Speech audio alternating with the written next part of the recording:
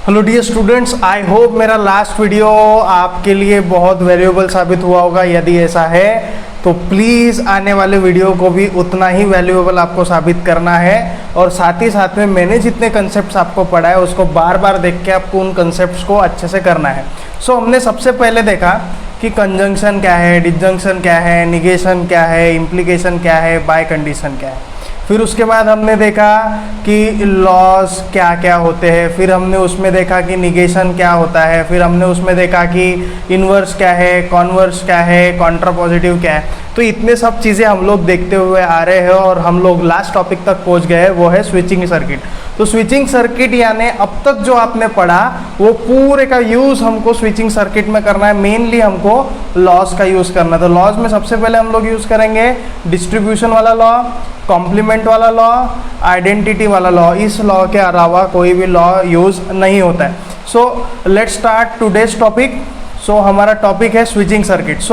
बच्चों, सर्किट में देखना आपको ऐसे कॉम्बिनेशन मिलेंगे। मैं यहाँ पे स्विच 1 बोल देता हूँ, स्विच 2, और एक ऐसा कॉम्बिनेशन आपको दिखाई देगा।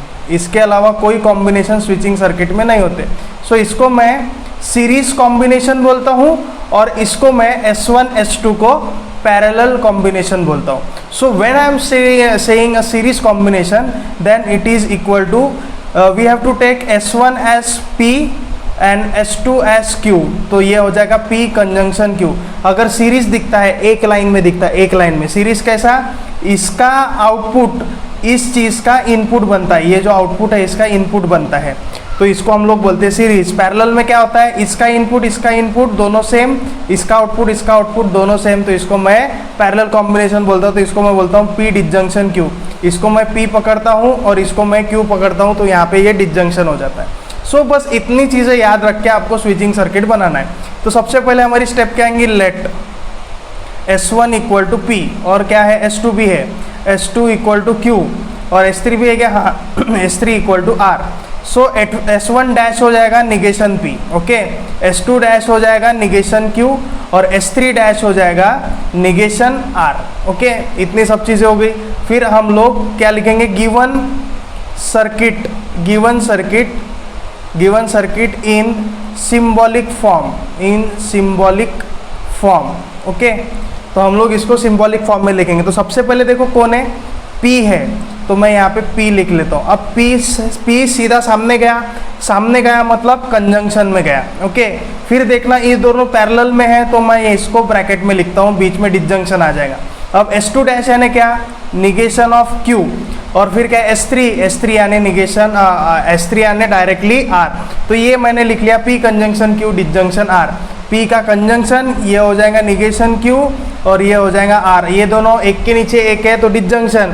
अगर एक साथ में है तो कंजंक्शन। देखो P और Q R एक साथ में है, तो P को मैंने कंजंक्शन के साथ में लिखा। देन अब देखो ये पूरी लाइन को नीचे लेके जाना है। ये पूरी लाइन को कहाँ लेके जाना है, नीचे, यानी ये पूरे ब्रैकेट को क्या करना है, डिसजंक्शन करना है। किसके साथ, अब इन पूरे ब्रैकेट को नीचे लेने के बाद में कितने सर्किट दिख रहे, 2, और किसे, एक लाइन में कंजंक्शन, S2 डैश यानी निगेशन Q, और S3 डैश यानी negation R। This is your answer, यही आपका आंसर है। सबसे पहले मैंने क्या किया, देखो अच्छे से मैं यहाँ पे मिटा के और अच्छे से बताता हूँ, ओके। देखो सबसे पहले कौन है, P गया सामने मतलब कंजंक्शन, सामने गया, एक नया सर्किट बना तो ब्रैकेट में ऊपर नीचे है यानी डिसजंक्शन, तो यहाँ पे है निगेशन Q और R यानी S3 डैश नहीं है तो R ही लिखेंगे। फिर ये पूरा ब्रैकेट नीचे में आया मतलब डिसजंक्शन। फिर डिसजंक्शन में आने के बाद ये दोनों एक लाइन में ही दिख रहे हैं, मतलब कंजंक्शन। कौन कौन है, S2 यानी निगेशन Q, और S3 यानी निगेशन R। डैश है तो निगेशन लेंगे, डैश नहीं है तो निगेशन नहीं लेंगे। बस इतना चीज़ें आपको ध्यान रखना है, ओके। फिर भी समझ में नहीं आया तो हम लोग और एक सर्किट लेके देखते हैं। तो ये है हमारा सर्किट। तो सबसे पहले हमारा स्टेप क्या होगा, let S1 equal to P, S2 equal to Q, और S3 equal to R। S1 dash कितना हो जाएगा, निगेशन P, S2 डैश हो जाएगा निगेशन Q, और S3 डैश हो जाएगा निगेशन R। इतनी चीज़ें ध्यान में रखने के बाद में फिर क्या लेंगे हम लोग, गिवन सर्किट इन कोणता form, in circuit in symbolic form, symbolic form. Okay, so देखेंगे सबसे पहले ये वाले सर्किट के बारे में देखते। तो ये वाला सर्किट में देखो कौन है, P और Q दिख रहा है, S1 और S2 है। अब देखो एक के नीचे एक है तो डिसजंक्शन, नीचे बोले तो देखो ये नीचे दिखा रहा है डिसजंक्शन यानी नीचे, तो P और Q एक साथ में। ओके, फिर ये दोनों सामने जा रहे हैं, सामने जा रहे हैं मतलब जुड़ रहे हैं किसी के साथ में, तो किसी के साथ में जुड़ना यानी कंजंक्शन। किसके साथ में जुड़ रहे हैं, S2, S2 यानी Q। अब Q फिर से सामने जुड़ रहा है तो अगेन कंजंक्शन। फिर देखो फिर से नया सर्किट आया तो ब्रैकेट। अब देखो एक के नीचे एक है तो डिसजंक्शन, कौन है, S3, S3 यानी R, और नीचे में कौन है, S1, S1 यानी P पर डैश है तो निगेशन। तो ये हो गया आपका आंसर, दैट्स इट, हो गया, काम खत्म हो गया। इतना ही आपको सॉल्व करना है, नहीं समझा तो फिर से एक बार देखना, मैंने बहुत अच्छी तरीके से समझाया। ओके, नेक्स्ट है आपको अगर ऐसा क्वेश्चन दिया रहेगा, क्वेश्चन नहीं और एक है सेम क्वेश्चन का है, सिंबॉलिक फॉर्म में कन्वर्ट करना है, तो फिर से यहाँ पे क्या लिखेंगे, let S1 equal to P, S2 equal to Q, S3 equal to R। कुछ नहीं भी दिखा तो भी इतना लिखना है। S1 डैश क्या हो जाएगा, निगेशन P, S2 डैश कितना हो जाएगा, निगेशन Q, और S3 डैश कितना हो जाएगा, निगेशन R। इतना अगर हो गया फिर आप लोग क्या करेंगे, गिवन सर्किट इन कौन सा फॉर्म, सिंबॉलिक फॉर्म। तो यहाँ पे हम लोग सिंबॉलिक फॉर्म में लिखेंगे। अब सबसे पहले कौन है, S1 तो P, फिर S1 के नीचे आना यानी नीचे का एरो यानी डिसजंक्शन। फिर नीचे में दो है तो इन दोनों को ब्रैकेट में लेंगे, क्या है, S1 यानी निगेशन ऑफ P, डैश है तो निगेशन। फिर उसके साथ में तो क्या लिखेंगे, conjunction, negation of Q। Okay, फिर इन तीनों को एक साथ में लिखना है तो इन तीनों को एक ब्रैकेट में डालना पड़ेगा। ये ब्रैकेट में डालने के बाद फिर नीचे आना है तो फिर डिसजंक्शन, फिर दो लोग हैं, फिर से दो लोग हैं तो ब्रैकेट, तो दो लोग एक साथ में के एक के नीचे एक है, एक साथ में देखो एक साथ में है तो P कंजंक्शन S2 यानी Q। So that's your total answer, हो गया, इतना ही करना है। ओके, सो नेक्स्ट क्वेश्चन है, कंस्ट्रक्ट द स्विचिंग सर्किट। अब सर्किट से आपने सिंबॉलिक फॉर्म निकाला, अभी सिंबॉलिक फॉर्म से आपको स्विचिंग सर्किट बनाना है। ओके, तो सबसे पहले हम लोग थर्ड वाला लेंगे, तो यहाँ पे क्या लेंगे, फिर से यहाँ पे लेंगे सॉल्यूशन। कैसे लिखेंगे, अब जैसे वहाँ पे स्विच को अपन ने P लिखा था, अभी P को स्विच करना है। Okay, so let P equal to S1, Q equal to S2 और R इक्वल टू S3, और निगेशन है तो क्या करेंगे, निगेशन ऑफ P यानी S1 dash, negation of Q यानी S2 dash. Okay, then negation of R यानी S3 dash, ये आपने लिख लिया। फिर आप देखो ब्रैकेट चलो। ओके, सो देखो ये यहाँ पे फुल ब्रैकेट है तो इन सबको एक साथ बनाना पड़ेगा, तो P कंजंक्शन Q, तो ये मैंने P बना लिया, कंजंक्शन यानी सीधा गया। फिर देखो डिसजंक्शन यानी नीचे आना है तो इन दोनों को मैं नीचे लेके आ रहा हूँ, नीचे लेने के बाद में फिर से कंजंक्शन है तो इन दोनों को साथ में लिखना पड़ेगा। कंजंक्शन है यानी एक लाइन में, हो गया, तो ये हो गया S1, ये हो गया S3, P और R, निगेशन Q यानी S2 डैश, और निगेशन R यानी S3 डैश। ओके, इन दोनों को, इन सबको क्या है, कंजंक्शन, तो इसको ही सामने लेके जाना है, किसके साथ, इन दोनों के साथ में। तो इन दोनों को बना लेते हैं, तो ये बना लिया और ये बना लिया। ओके, सो ये हो गया कंजंक्शन, तो क्या, निगेशन P यानी S1 डैश और निगेशन R यानी S3 dash. So that's your बच्चों, ये है आपका स्विचिंग सर्किट। देखो कितना आसान है, बस आपको क्या करना है, अगर ऐसा दिखा तो आगे बढ़ो, ऐसा दिखा तो आपको नीचे आना है। ओके, फिर देखो इसमें देखते, तो यही लेट यहाँ पे भी लिखना है। अब देखो P कंजंक्शन Q, तो ये मैंने P बना लिया, कंजंक्शन यानी फिर से सामने चलना है, फिर से Q बना लिया, फिर कंजंक्शन है, फिर से सामने चलो। ओके, देन डिसजंक्शन है यानी इधर से भी नीचे आ जाओ, इधर से भी, कौन है, P यानी S1, निगेशन Q यानी S2 डैश, R यानी S3। अब देखो डिसजंक्शन आ गया तो नीचे आ गए, नीचे आने के बाद में फिर से P है, तो फिर से S1, ओके। देन कंजंक्शन है इन दोनों का डिसजंक्शन, तो डिसजंक्शन यानी एक ऊपर बनेगा एक नीचे बनेगा, ओके, ऐसा बनेगा। एक ऊपर डिसजंक्शन यानी उसके साथ एक के नीचे एक, तो इधर बनेगा S2 डैश और इधर बनेगा आपका S3 dash. So that's your answer. इसको आपको बैटरी लगाना है, बैटरी लगाओ, लैंप लगाना है, लैंप लगाओ, तो ये बन गया आपका स्विचिंग सर्किट। तो बच्चों इसमें ध्यान क्या रखना है, सीधा गया तो कंजंक्शन, नीचे गया तो डिसजंक्शन, दैट्स इट। आपको इतना ही याद रखना है, ओके। इस पर और एक कैसे क्वेश्चन आ सकता है, ओके, और एक कैसा क्वेश्चन आ सकता है, ये यहाँ पे है, क्या है, give an alternative equivalent simple circuit.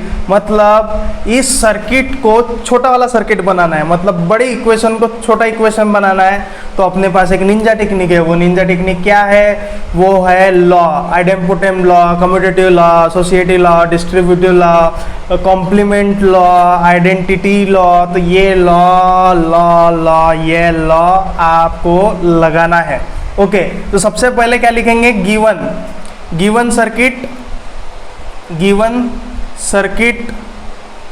Given circuit in symbolic form. आप वो लिख लेना, लेट S1 इक्वल टू ऐसा वैसा। सो मैं डायरेक्ट लिखता हूँ, S1 यानी P, सामने गया तो कंजंक्शन। अब देखो दोनों ऊपर एक के नीचे एक है तो डिसजंक्शन, कौन है, Q और R, ओके। देन ये पूरे को और नीचे लेके जाना है, तो ये सबको एक ब्रैकेट में लेके नीचे यानी डिसजंक्शन गया। फिर तीनों कंजंक्शन में है तो तीनों कंजंक्शन, तीनों मतलब एक लाइन में तो कंजंक्शन में, तो कौन है, S3 डैश यानी निगेशन ऑफ R, फिर है निगेशन ऑफ Q और है P, ओके। अब देखो P कंजंक्शन इधर भी है और P कंजंक्शन इधर भी है, ठीक है। तो हम लोग क्या कर सकते हैं, P कंजंक्शन को हम लोग कॉमन ले सकते हैं, ओके। अब P कंजंक्शन को कॉमन ले लो, तो इसमें अगर P कंजंक्शन को कॉमन ले लिया, P कंजंक्शन कॉमन आ गया, तो अंदर क्या बचेगा, Q डिसजंक्शन R, और बीच में कौन है, disjunction, negation R conjunction negation Q, इतना बच गया, ओके। देन आप लोग क्या करेंगे, P कंजंक्शन, अब कंजंक्शन डिसजंक्शन है तो आप क्या करेंगे, Q, अब इसको सेपरेट करेंगे, Q disjunction negation R conjunction negation Q, okay. Then आप क्या करेंगे, disjunction disjunction negation R conjunction negation Q। अब मैंने इसको क्या कर लिया, डिस्ट्रीब्यूट, ये भी क्या कौन सा लॉ, डिस्ट्रीब्यूटिव लॉ, और ये भी कौन सा लॉ, सेम डिस्ट्रीब्यूटिव लॉ। मैंने Q को ये ब्रैकेट दे दिया और R को ये ब्रैकेट दे दिया। कल के हमने पोर्शन में यही चीज़ें की है।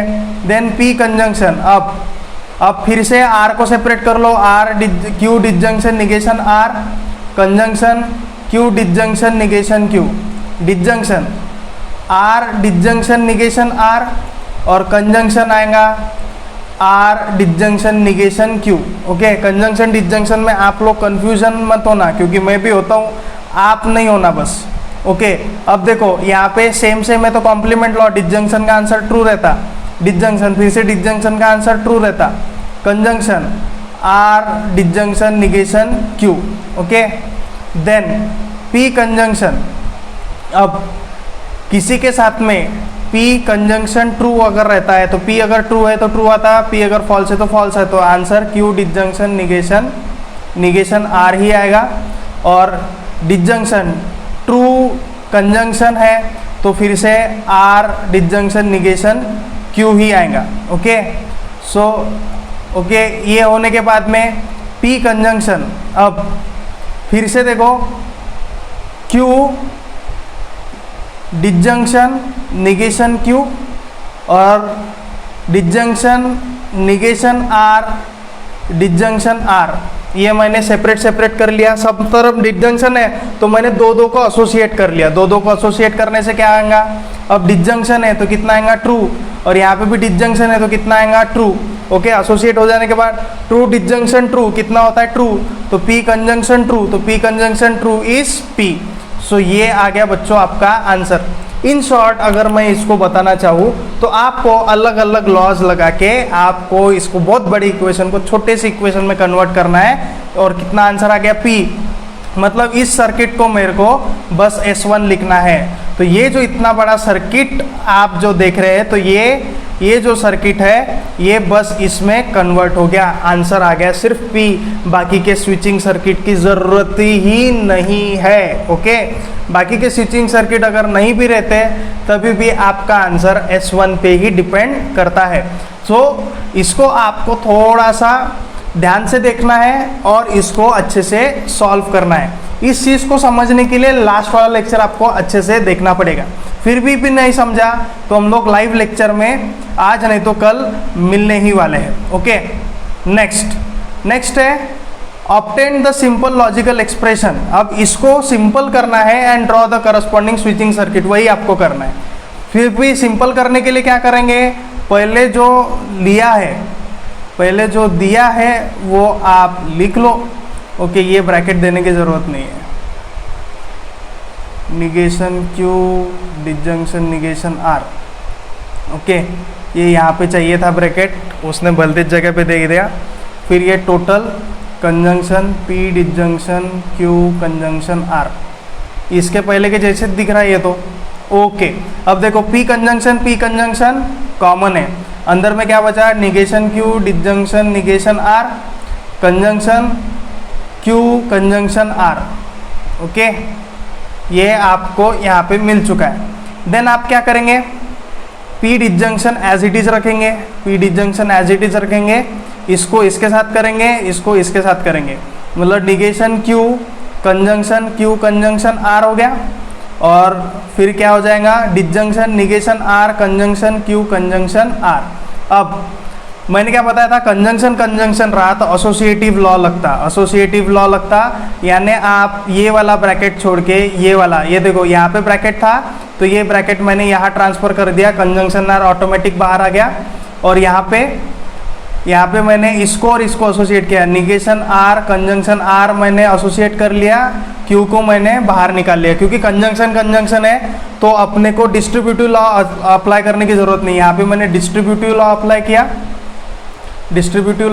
यहाँ पे भी मैंने सेम लॉ अप्लाई किया, और यहाँ पे मैंने एसोसिएटिव लॉ अप्लाई किया। अलग अलग एसोसिएट, पहले वो Q के साथ में था, फिर मैंने निगेशन R के साथ में कर लिया, और यहाँ पे R के साथ में था, मैंने इसको निगेशन Q के साथ में कर लिया। ओके, एसोसिएट कर लिया। अब देखो एसोसिएट करने से क्या आएगा, कॉम्प्लीमेंट लॉ, कंजंक्शन का कॉम्प्लीमेंट कितना आता, फॉल्स, कंजंक्शन R और डिसजंक्शन, यहाँ पे भी कंजंक्शन का कॉम्प्लीमेंट कितना आएगा, फॉल्स कंजंक्शन Q। ओके, सो ये दो ब्रैकेट आपको मिले हैं।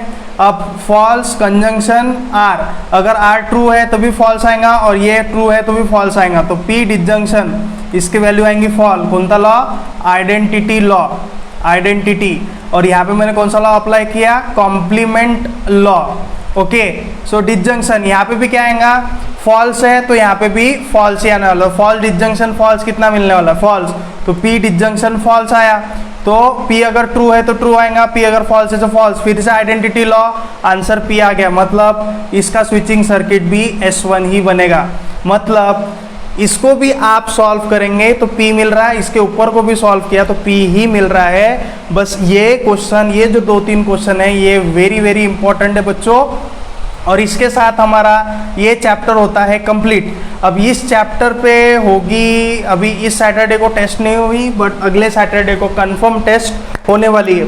यदि आपको ऐसा लग रहा है कि मैंने 2-3 लाइव लेक्चर इस पे लेने चाहिए तो प्लीज़ हमारे चैट सेक्शन में आप बताओ, और मैं ये जाहिर करता हूँ कि ये चैप्टर फाइनली हमने कंप्लीट कर लिया है। ओके, और ये कंप्लीट होते होते पकड़ लो, हमने 5 दिन में ये चैप्टर कंप्लीट कर लिया। 1 तारीख को हमने शुरुआत किया था और 6-7 तारीख को हम लोग इसको कंप्लीट कर रहे हैं। तो कहीं ना कहीं बच्चों, ये जो मैं चीज़ें बना रहा हूँ, इस चीज़ों को बनाने की बहुत मेहनत लगती है। मैं एक वीडियो 2-3 बार शूट कर लेता हूँ, बट क्या बताऊँ आपको, आपके लिए करना पड़ता है। ओके, फिर भी अगर आपको समझ में नहीं आ रहा होगा तो कहीं ना कहीं मेरे को और इम्प्रूवमेंट करना पड़ेगा, और डेफिनेटली आपके लिए मैं इम्प्रूवमेंट करूँगा। सो मिलते हैं हमारे नेक्स्ट वीडियो में, नेक्स्ट चैप्टर के साथ में। तब तक के लिए ये वीडियोस अच्छे से देखो, अगर कोई डाउट आता है तो नक्की पूछो। Okay, so let's meet on the next video. Thank you.